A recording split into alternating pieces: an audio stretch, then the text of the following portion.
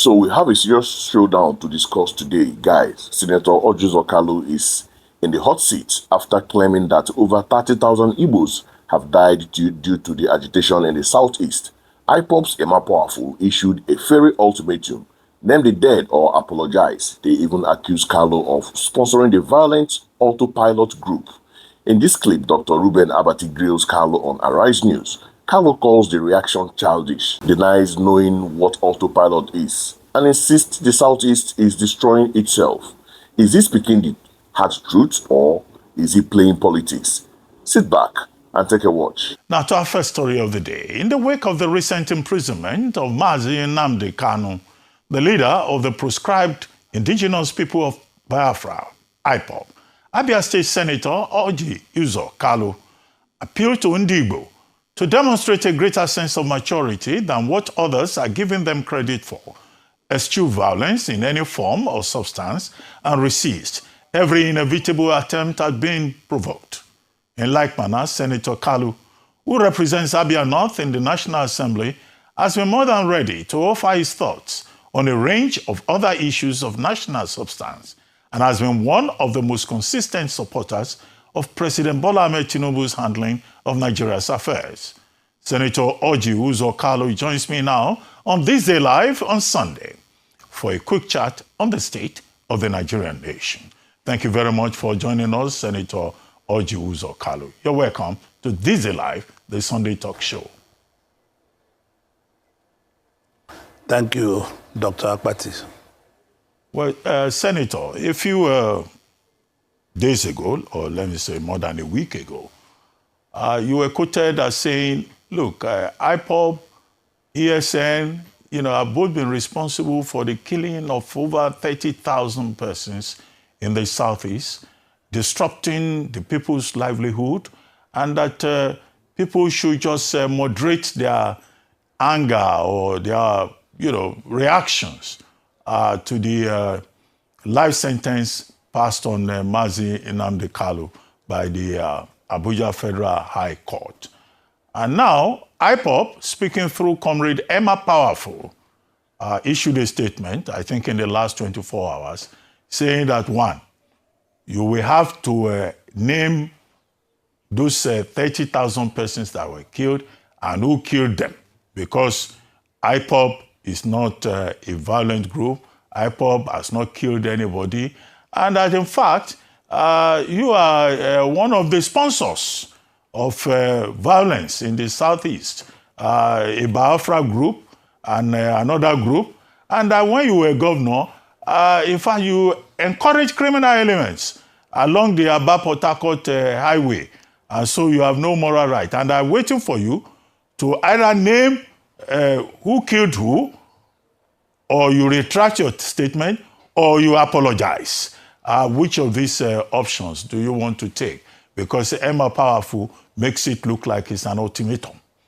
Either you apologize or you retract, or you provide evidence of who killed who in the Southeast, when he accuses you of being behind the crisis in the Southeast. I'm sure you have seen this statement. What do you have to say in reaction? Thank you, Thank you, Ruben. I mean, this is a childish reaction. My statement was very clear on what I said. I said there are over 30,000 Igbos that have lost their life in process of sit at home, do this, do that in the Southeast. Businesses were stopped. People in Ihiala and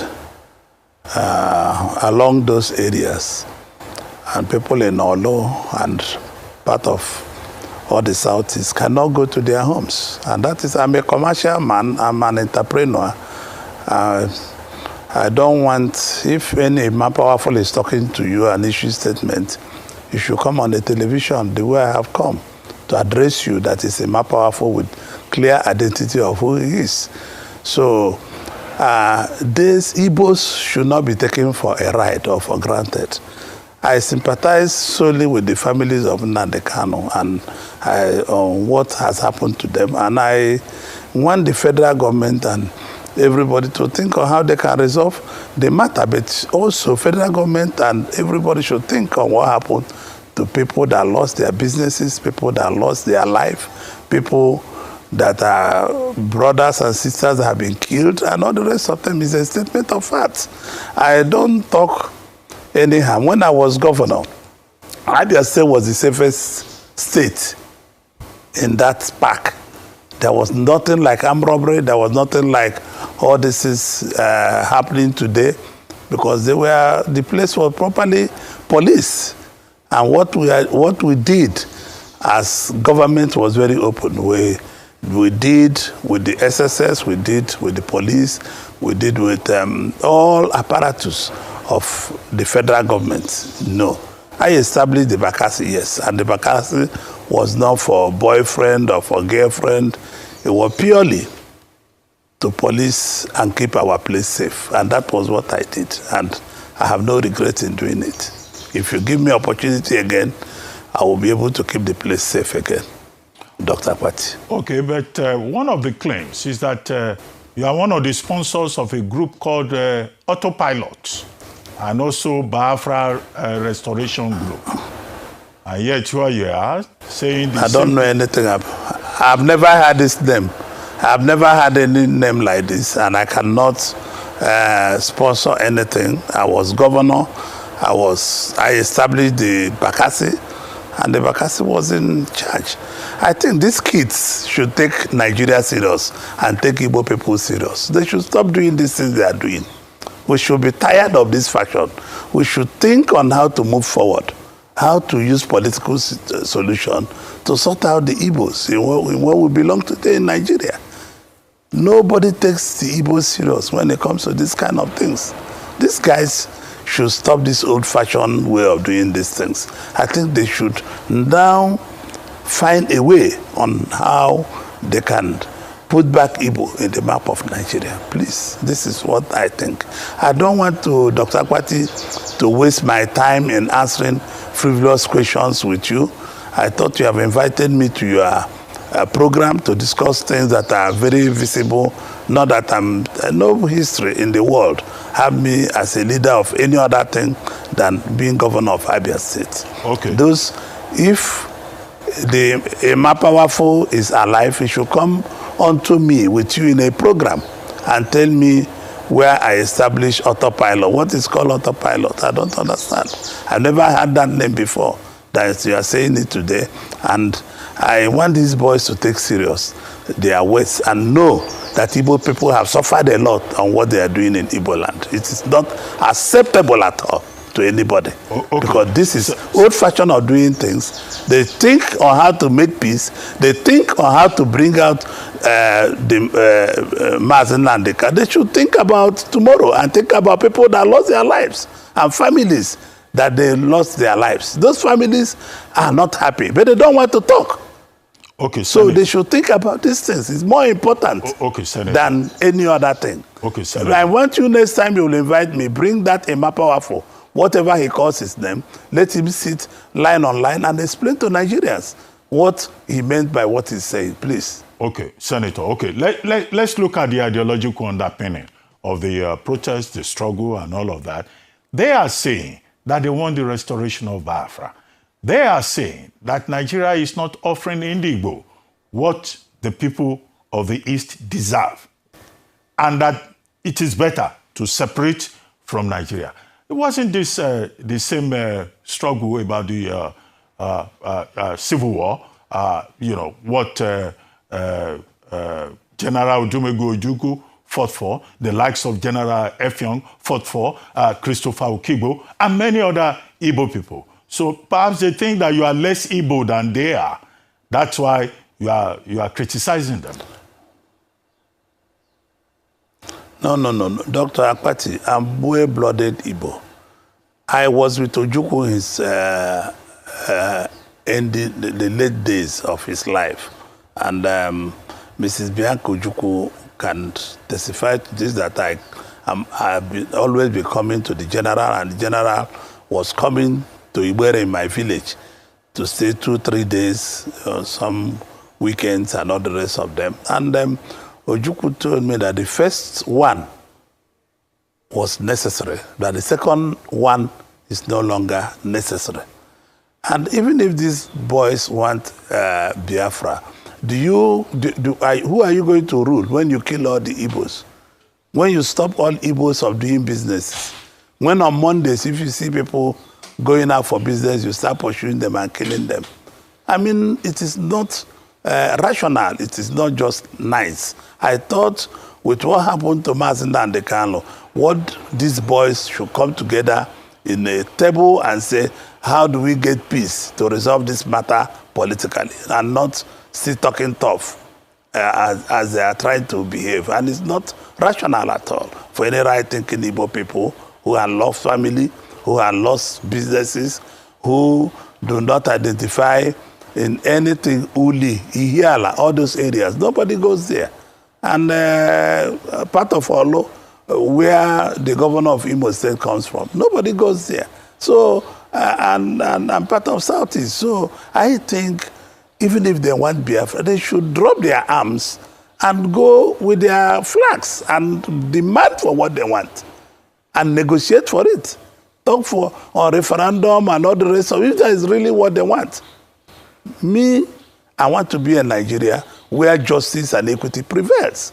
I want to see Nigeria where goodness and love prevails. This is what I would like to see. Okay, Senator. Because even the man that fought for the world. Yes, go ahead. No, after you, sir. Yes, so even the man that fought the war, the wife is saying the same thing I'm saying.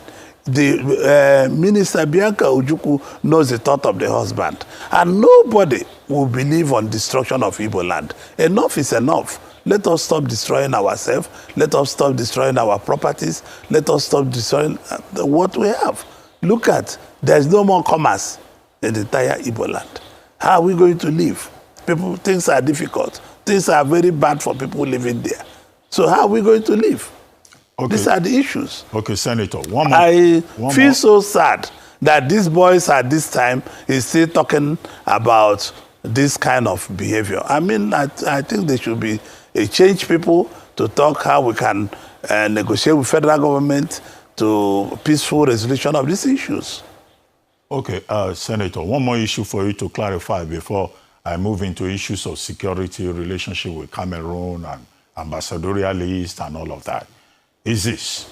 Your critics are saying that you are so supportive of President Tinubu because there is a battle in Abia State to see who is the biggest ally, the strongest ally of President Tinubu. And there is a competition between you, Honorable Benjamin Kalu, who is from Abia, who is Deputy Speaker, the Minister of Works, former Governor Dave Umahi, and then yourself. And that three of you are trying to outdo each other just to be in the good books of the president.